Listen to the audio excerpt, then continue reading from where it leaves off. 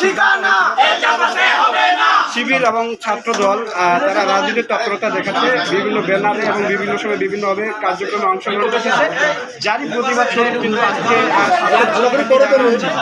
ওনারা কিন্তু এই প্রতীকী যে আন্দোলন যেটি শাড়ি এবং চুরি সেটা কিন্তু ইতিমধ্যে প্রক্টরের যে চেয়ার আছে সেটা কিন্তু শাড়িতে আবৃত হয়েছে। আপনি দেখতে পাচ্ছেন তার সামনে চুরি আছে।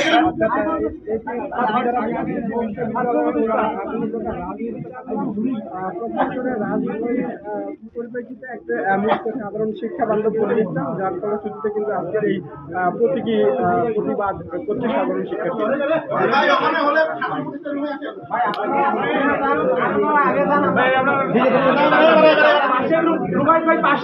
পাশের রুম